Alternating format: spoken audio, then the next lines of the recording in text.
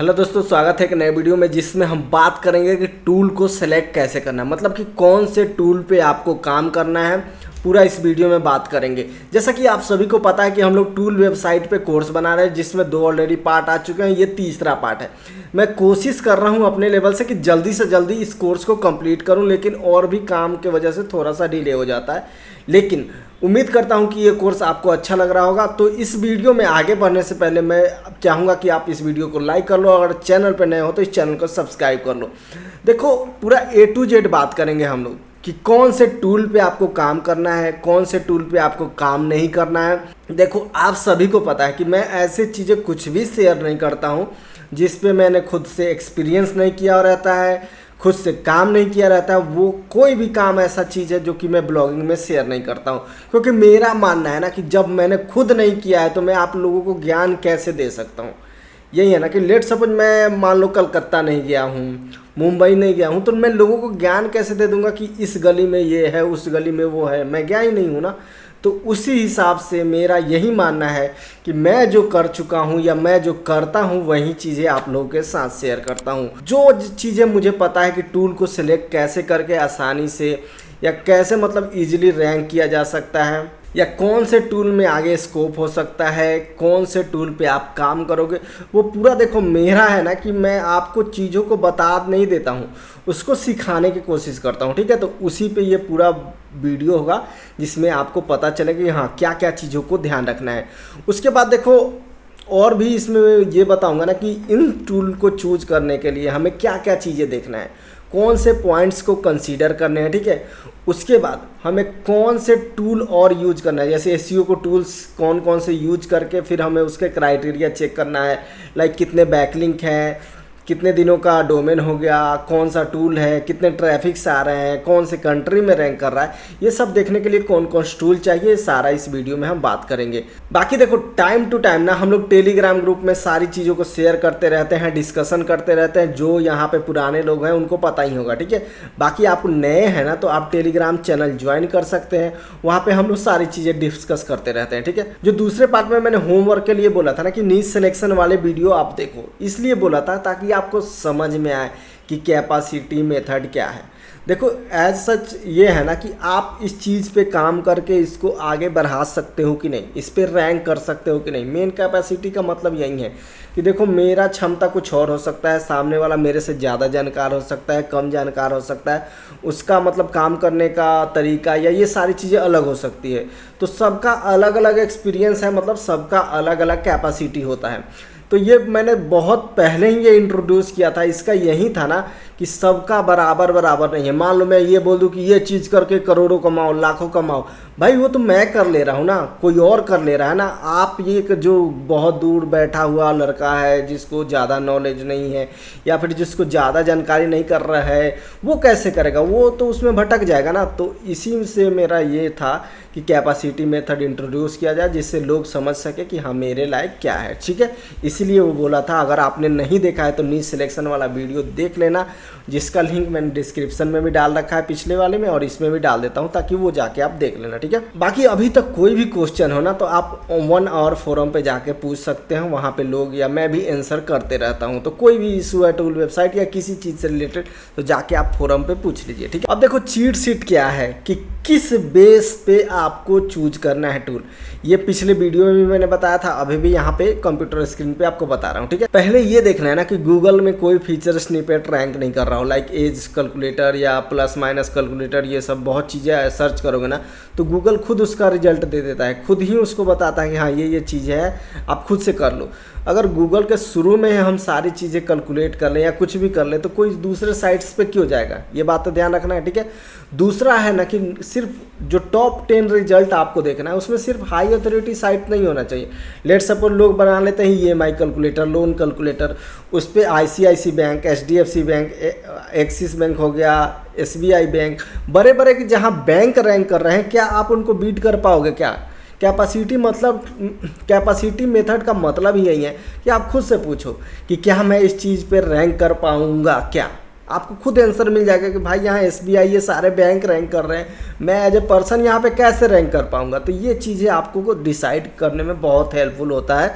तो इसीलिए आपको देखना है कि कौन सा टाइप के साइट रैंक कर रही है। और मैं हमेशा से कहते आया भी हूँ कि आप गूगल में जितना ज़्यादा हो सके ना टाइम स्पेंड कीजिए, कीवर्ड को वहाँ पे सर्च कीजिए, देखिए, समझिए कि यार ये कीवर्ड पे टॉप 10 में कौन रैंक कर रहा है, गूगल के इसके पीछे का माइंडसेट क्या है, वो चीज़ें समझने की कोशिश कीजिए। उसके बाद देखिए कि टॉप 10 में ना आपके पास कोई सम सिंपल साइट्स रैंक होना चाहिए, मतलब ऐसे साइट जिसको आप साल भर, 1.5 साल, 2 साल में बीट कर सको। टूल में देखो आपको पहले ही बता चुका हूँ कि आपको यहाँ पे लॉन्ग टर्म का होरिजन लेके आना है, लॉन्ग टर्म का आपका माइंडसेट बना के आना है। ये नहीं कि 5 महीना में मेरा रैंक करके पैसा बनने लगा, नहीं।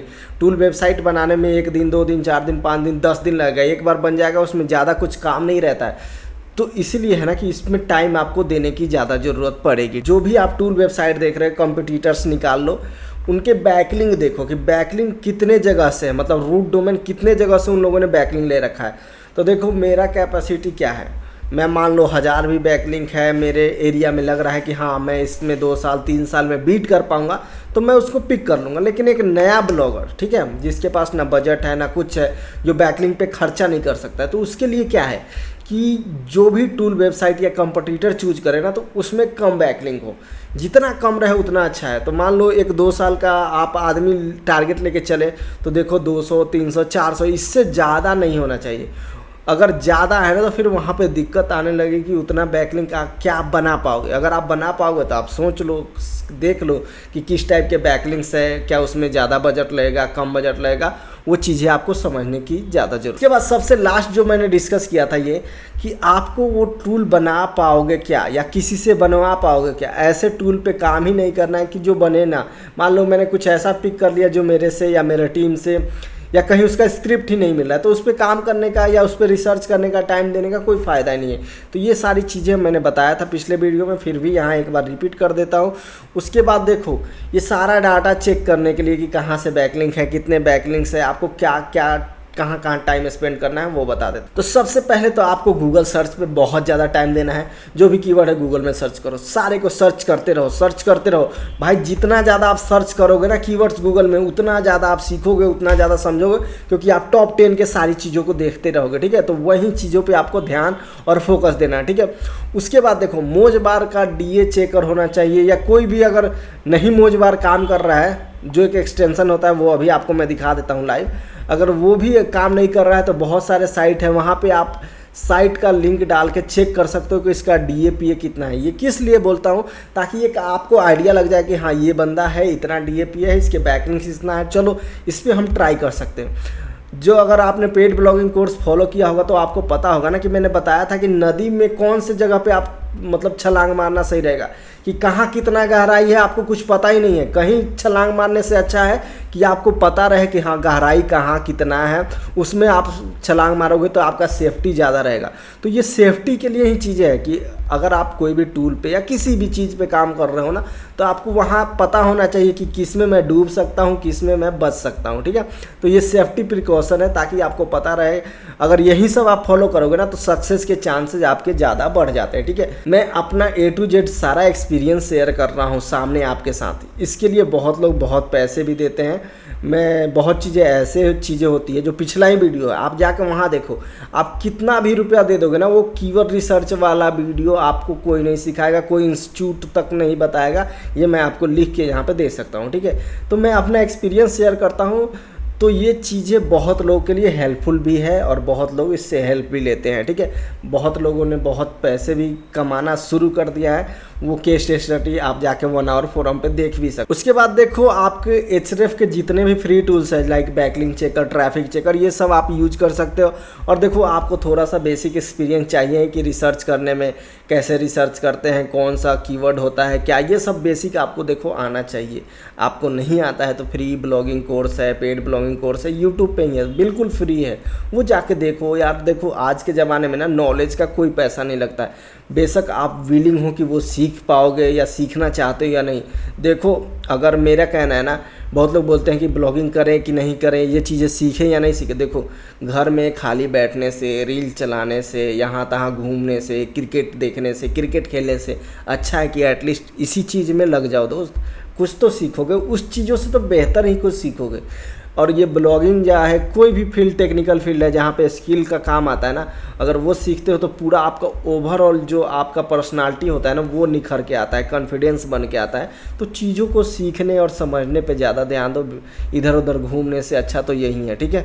तो चलिए अब एक प्रैक्टिकल स्टार्ट कर देते हैं कि कैसे चीज़ों को देखना है, किस प्रकार से टूल को देखना है। लेकिन उसके पहले एक बहुत ही इंपॉर्टेंट काम है, वो आपको ध्यान रखना है। हमेशा आपको क्लियर रहना है। आपको ये मैं यहाँ से क्लियर संदेश दे रहा हूँ कि देखो यूएस में सबसे ज़्यादा कंपटीशन होता है, तो ऐसे कंट्री चूज करो जहाँ कंपटीशन कम है। लाइक इंडिया चूज करो, कुछ और दूसरे कंट्री चूज कर लो। ज़्यादा पैसे कमाने के चक्कर में यूएस वगैरह नए ब्लॉगर मत चूज किया करो दोस्त।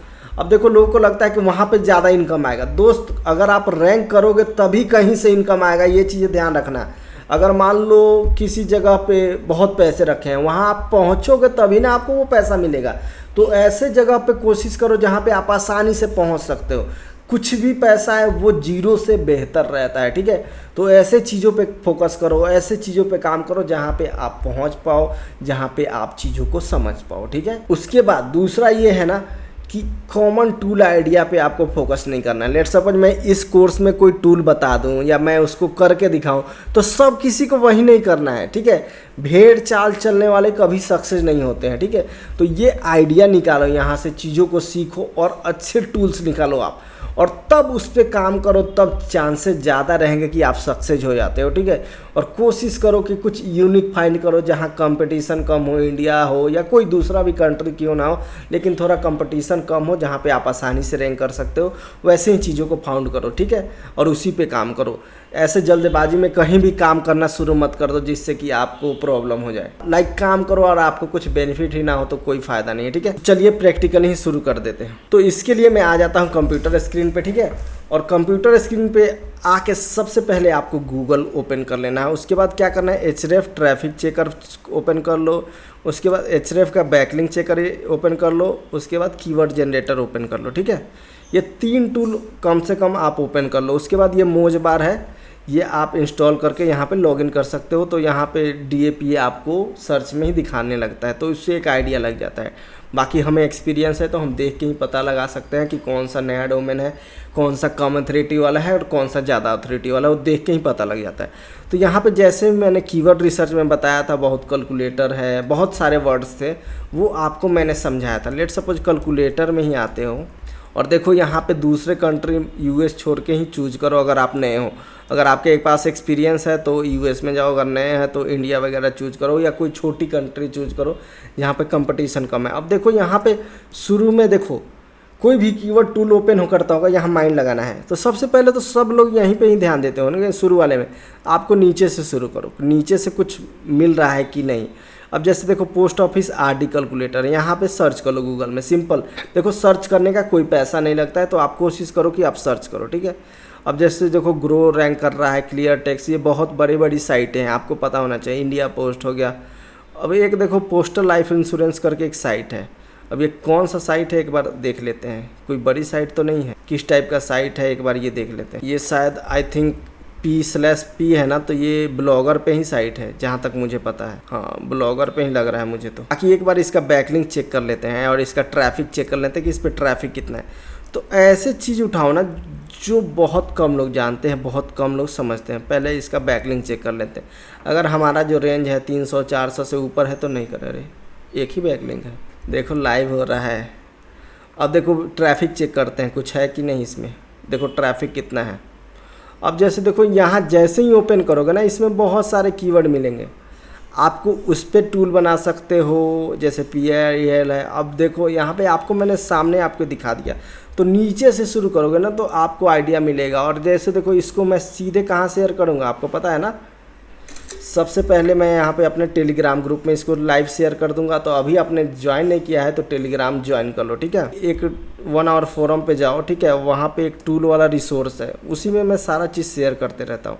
तो वो भी आप जाकर देख सकते हो। बाकी बहुत लोग यहाँ पे सर्च भी करते हैं, टूल लिस्ट होगा आई थिंक, यहाँ पे सर्च कर लो। यहाँ पे बहुत सारे टूल के आइडिया भी हैं, तो इसमें मैं एक और ये शेयर कर देता हूँ, ठीक है। और यहाँ पे बहुत सारे और भी मिलेंगे, तो यहाँ पे मैं शेयर करते रहता हूँ। बाकी यहाँ पे लोग बहुत नॉलेज शेयर करते रहते हैं, केस स्टडी शेयर करते हैं, कितना कैसे कमाया, कौन सी नीच पे काम किया।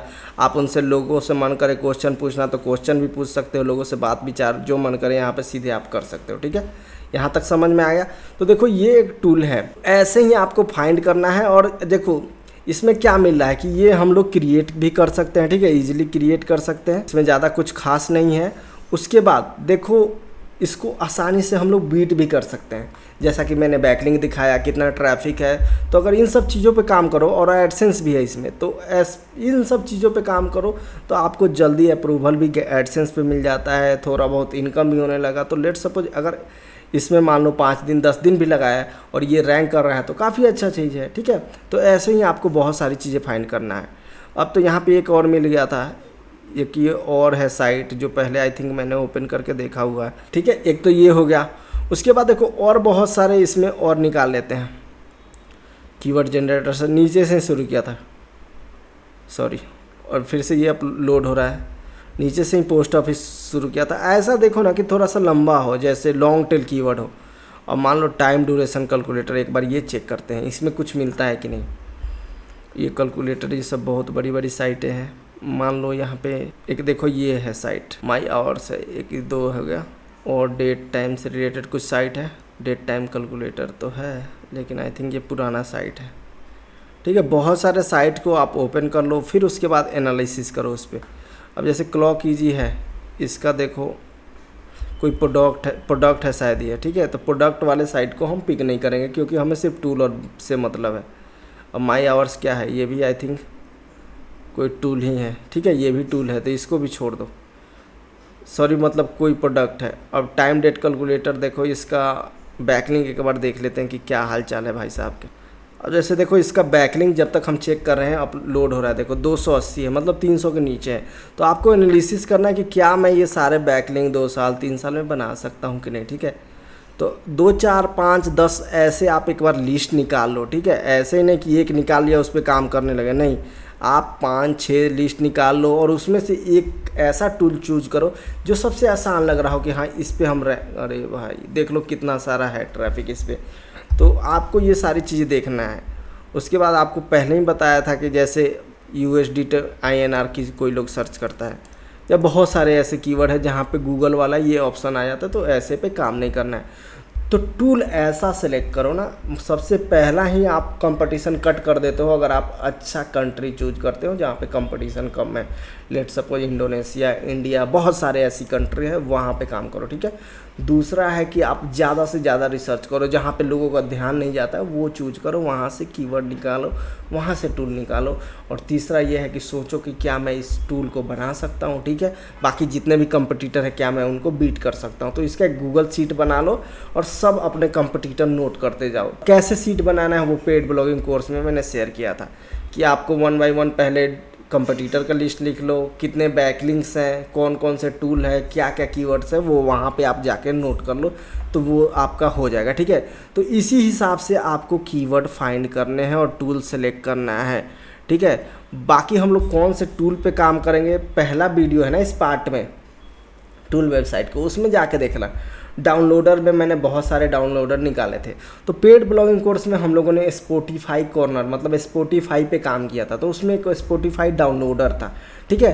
तो उसमें हम लोग काम करेंगे। इसलिए देखो बहुत सारे लोग कंपटीशन वाले हैं, उस पर भी हम लोग काम कर सकते हैं, लेकिन स्पॉटिफाई पे इसलिए काम कर रहे हैं कि ऑलरेडी हम लोग उस नीश में काम कर चुके हैं, ऑलरेडी हम लोग के पास एक डोमेन भी है, तो उसी पे काम करेंगे ताकि आपको लोगों को समझ में आए और कैसे काम करना है वो सारा मैं बताऊंगा आगे डिटेल में, ठीक है। तो आप लोग को यहाँ तक समझ में आ गया ना कि कैसे आपको नीच सिलेक्शन, टूल सिलेक्शन करना है। कि आपके लिए अगला होमवर्क रहेगा ना, तो आप ऐसे ही रिसर्च बहुत सारे टूल आइडिया लेके आओ और उसमें से एक टूल सेलेक्ट करो, ठीक है।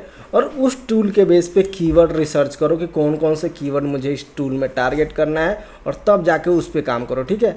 उसके बाद नेक्स्ट पार्ट में आप ये बताओ कि क्या एक पार्टिकुलर टूल पे हमें कीवर्ड रिसर्च करके उसको ग्रुप करके मैं बताऊं, या आगे बढ़ के टूल के डिज़ाइन बेसिक्स क्या होते हैं, हमें डिज़ाइन के बारे में कैसे समझना है ताकि हमें एक आइडिया हो जाए, तो कौन सा वीडियो बनाना है आप नीचे कमेंट करके बता सकते हो। बाकी आज की इस वीडियो को देखने के लिए बहुत बहुत धन्यवाद। अभी तक इस वीडियो को लाइक नहीं किया है तो प्लीज़ लाइक करो, और चैनल पे नए हो तो प्लीज़ इसको सब्सक्राइब करो, और कोशिश करो कि ज़्यादा से ज़्यादा लोगों के साथ इस वीडियो को शेयर करो। Thank you so much.